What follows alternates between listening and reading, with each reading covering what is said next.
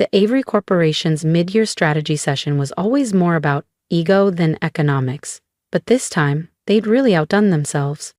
I paused at the entrance to the sleek boardroom in San Francisco's financial district, watching my cousin Brandon place name tags with exaggerated care.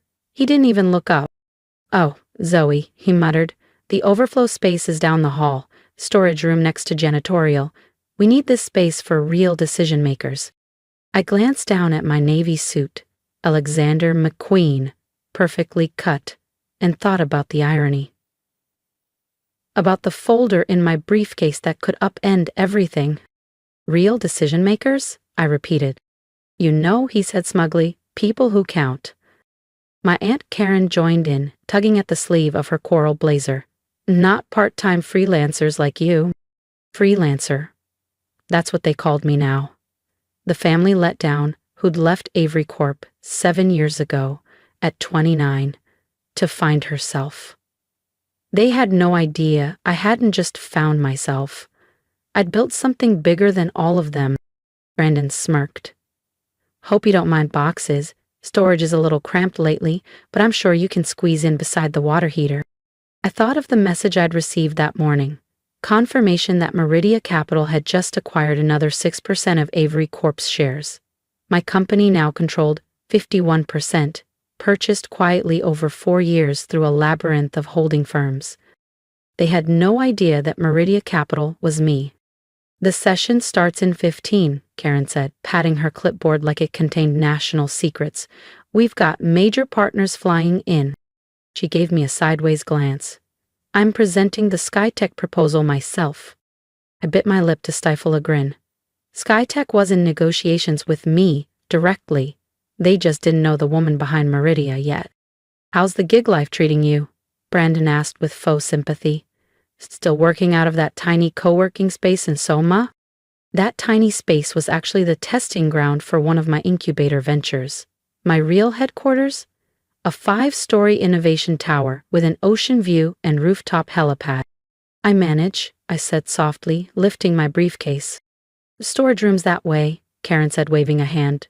"Just don't interrupt." I nodded, walking toward the hallway, not as the overlooked cousin they thought I was, but as the new majority owner of everything they were about to pitch. "We have actual business to discuss." I nodded silently and stepped into the so-called storage room, pulling the door shut behind me. The space was cluttered, dim, and smelled faintly of dust and mildew.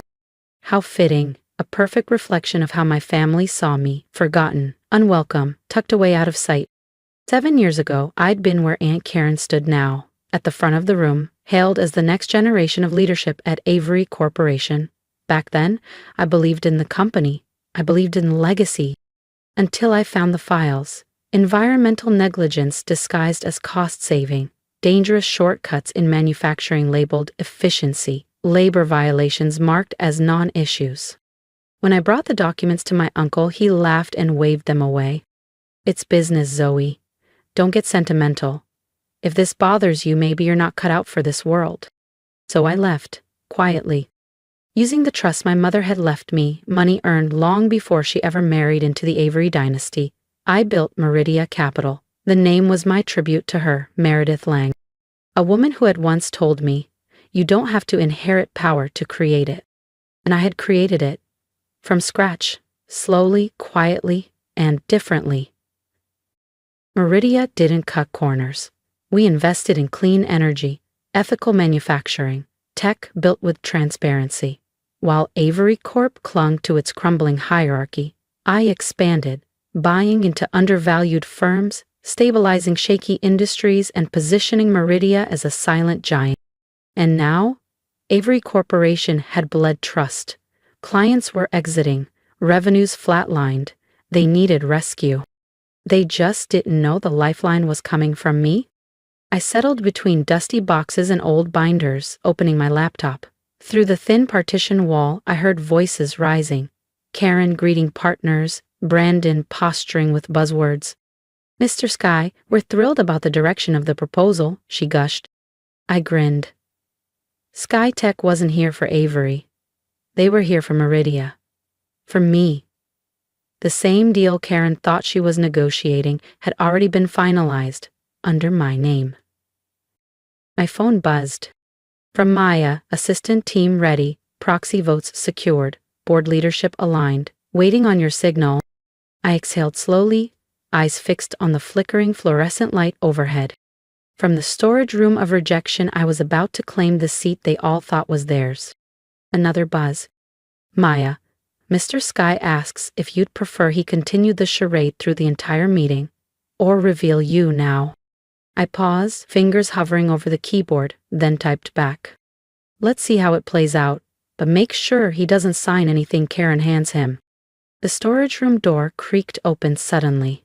My uncle's newest wife, Camille, 20 years his junior and dressed like she'd wandered off a runway, poked her head in. Zoe, your uncle wants the door shut, says your typing's distracting.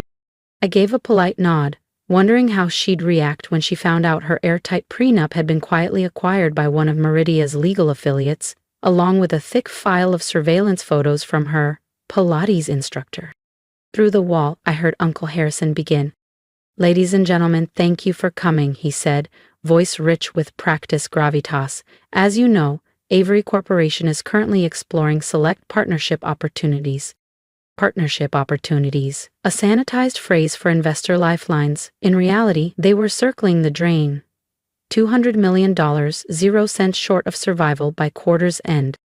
Coincidentally, that was exactly what Meridia Capital was offering, under very specific terms. I glanced at my screen. Avery Corp's stock had dipped another 2.1% since the market opened, right on schedule. Karen's voice rang through the walls, artificially bright as she launched into her proposal for SkyTech.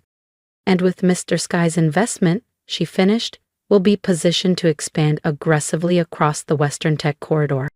Actually, Mrs. Sky's familiar voice cut in, I'm not here for that proposal. The silence was instant. I'm here to meet with the CEO of Meridia Capital.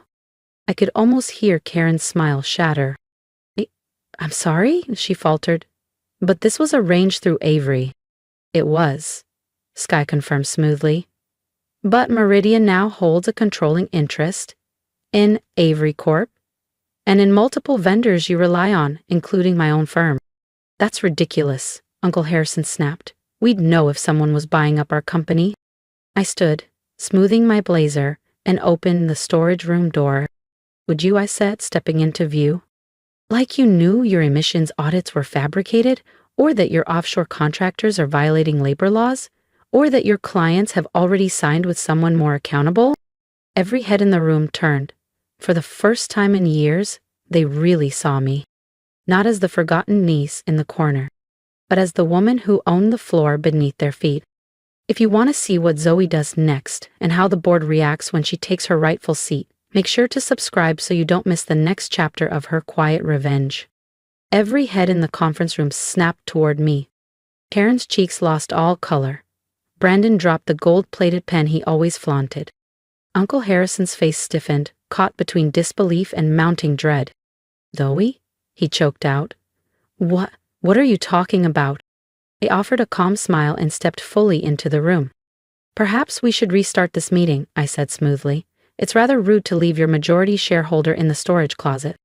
The silence was deafening. I strode confidently to the head of the table and set down my briefcase with a soft, deliberate click. Meridia Capital, I began, enjoying the way Harrison's jaw tightened with each syllable, now holds 51% of Avery Corporation's stock. Dead silence. We also control a majority stake in 3 of your 5 primary vendors.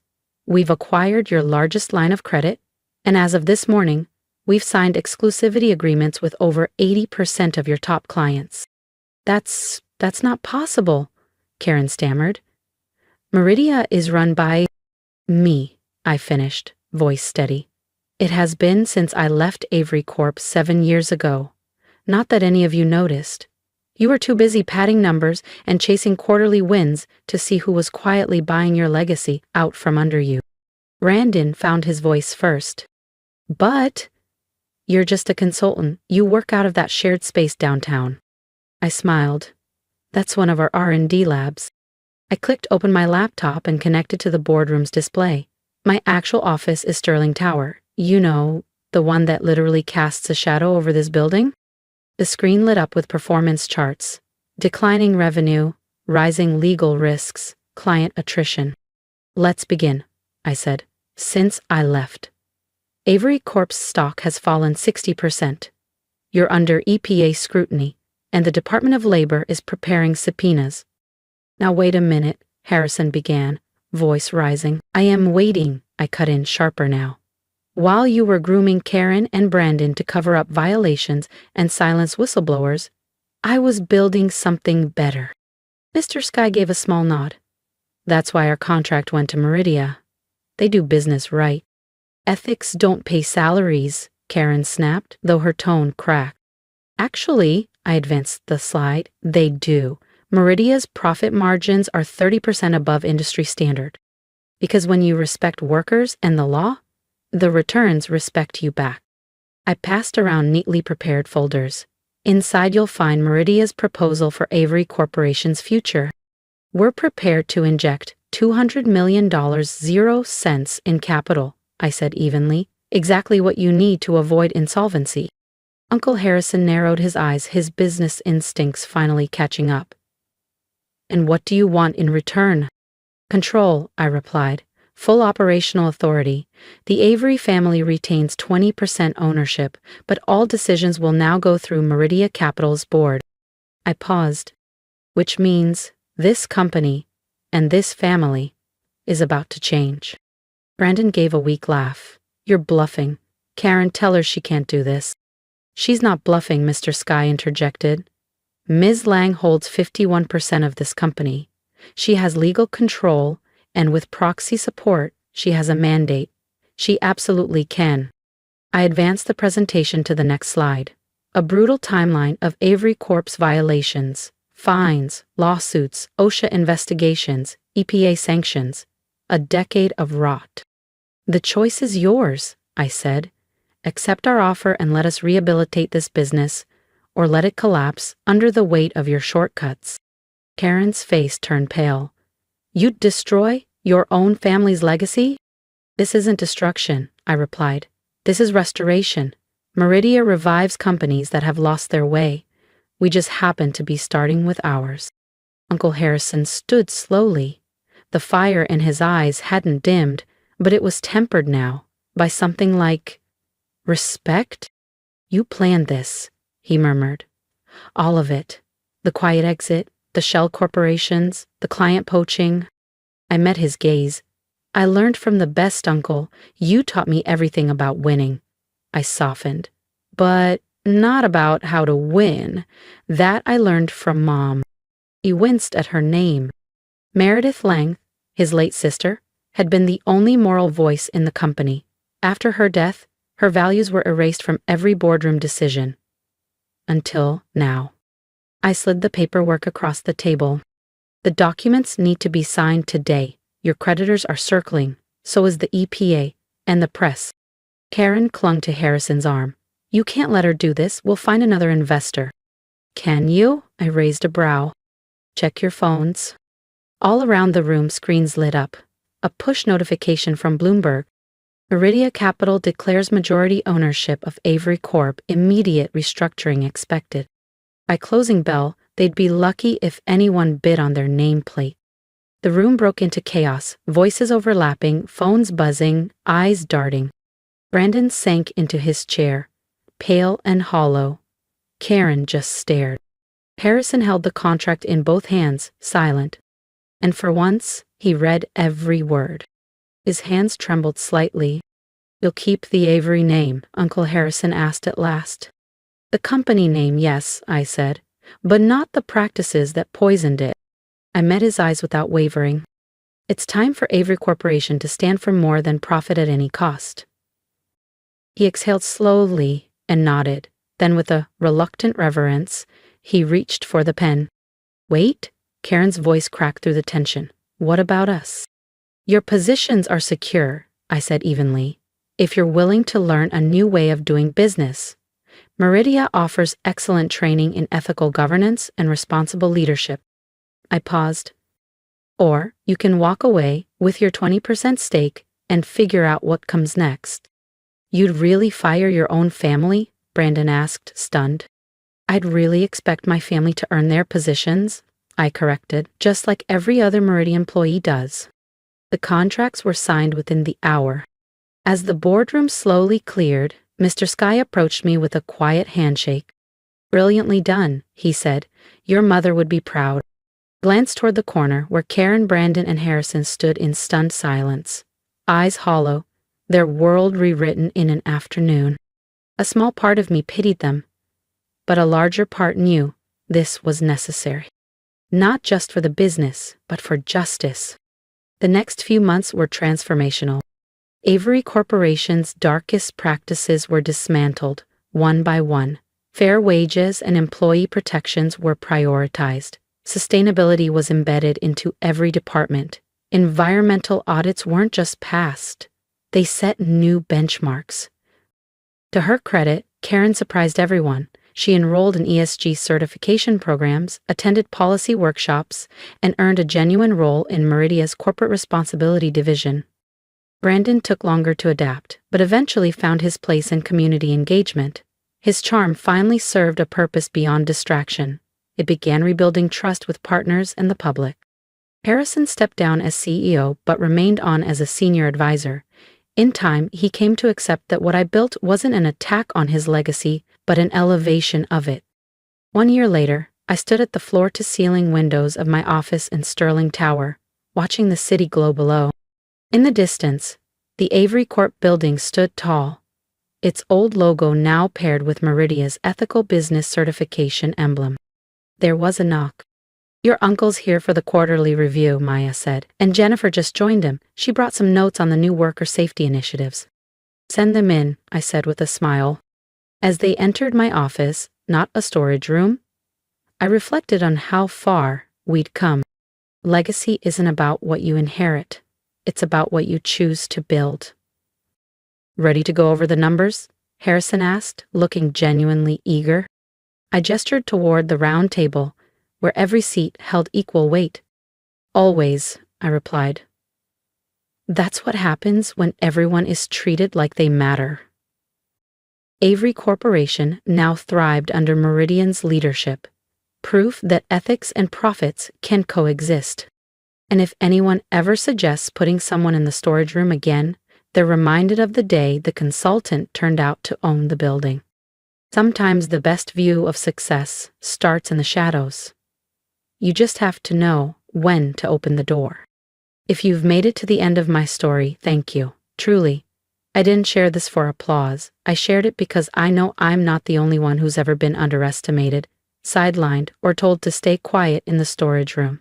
If something in my journey spoke to you, I'd love to hear it. Drop a comment below, tell me what part hit home, or how you've faced your own version of being dismissed. We grow stronger by sharing. And if you believe in standing up for yourself, even when your own family doesn't see your worth, then subscribe. Not for me, but for you. For the reminder that your voice matters, your work matters, and that patience combined with purpose is a force no one can ignore forever. Here's my advice. Don't wait for permission to build something meaningful. Use the silence, the rejection, the doubt, and turn it into fuel. Let every locked door push you to build your own, and when the time is right, open it, step through it, claim what's yours, not out of vengeance, but out of truth. We deserve more than survival. We deserve to lead. Let's keep rising together.